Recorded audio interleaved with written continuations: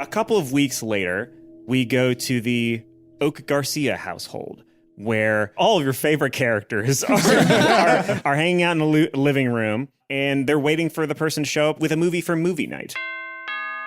Oh, can someone get that? I'm still adding cultivated yeast to the popcorn. Oh, I got it. I got it, buddy. Fuck, really? Cultured yeast, it's a thing you put on popcorn. It's really good. We have it all the time here at the Oak Garcia household. Daryl, can you get the door? I got it. And you can't talk yet. You're not in the house yet, Freddie. I know. Yeah. Glad I brought bagged popcorn.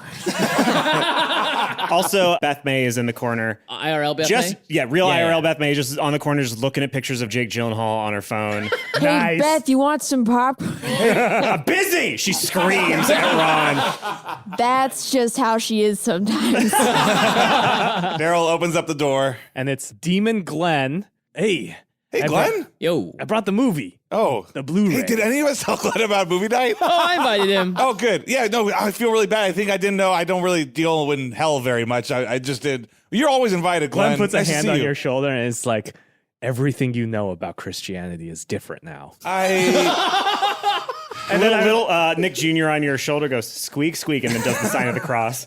And then I'm like, I brought the Daryl movie. holds his rosary in his pocket. Just fingers his rosary as hard as he can. And then Glenn goes, hey, I brought the movie, the Minions one. Ooh. Oh, you brought those Banana Boy movies? I love those guys. Not the Banana Boy movies. That's a different set of movies. Oh, boy. Little no. Nicky's like, minions, minions, Yeah, minions. good stuff. And then Glenn withdraws the natural 20 blunt that he stored in. The moment I thought he had a character arc, and I was like, he learned about the Minions. That's really nice. But there he And goes. he looks at Daryl's Daryl, what are disapproving you- look. Glenn, He looks at I Daryl's know it's disapproving legal, look, but- and he goes like, 1, it's legal. Number 2, I'm not going to go to hell for it. Number 3, I'm not saying you go to hell for it. I'm just saying there's kids here. You're going to smoke a blunt I'll right go now? into the backyard. This is the only way I'm going to get through this fucking movie, dude. Daryl looks around and is like, can I have just a quick...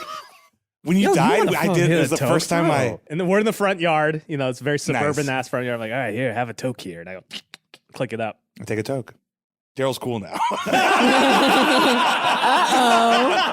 And a criminal. So inside, the remaining, all the wives and all the kids are chatting amongst each other. Terry Jr. is playfully giving a noogie to Grant, who is tackling him to the ground in the fun way that kids fight, but like not really. To the death. Yeah, to the death. The death. Yeah, that's definitely what Lark and Sparrow are dancing.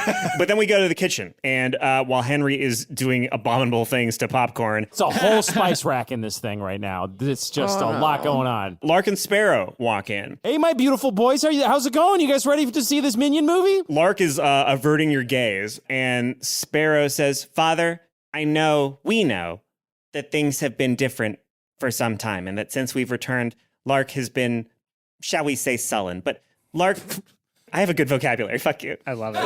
But Lark, I believe you have an apology for Father? Oh, Lark, that's so sweet. You don't need to apologize for anything, buddy. I kneel down and get on Lark's level. I just, whatever you want to say to me, though, I hope you can say it. So Lark comes in for an embrace, and he says, I really do need to apologize, Father. I am sorry. Sorry for what, bud? For this.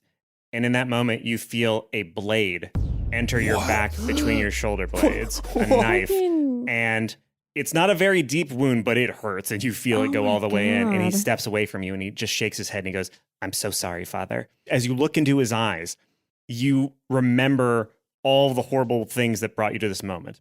You remember coming to the Forgotten Realms and you being the first person to cast a spell to entangle a red cloak so that he could be defeated. You remember using your Jezebel skills to build walls of fire and stone around each other. You remember obviating the entire football game by digging in trenches and stuff. You remember using the power of your mind and your colon to completely immolate David Boreanaz, even as he was screaming that all he had ever wanted was for the Lord of Chaos to spill the blood of the unsung hero. And as you think about that, you remember that as the door slammed on Willie Stampler, he had cast the message spell. Oh, shit. And in this moment, you realize, as Lark mouths it in front of you, what that message was. Henry Oak is the unsung hero.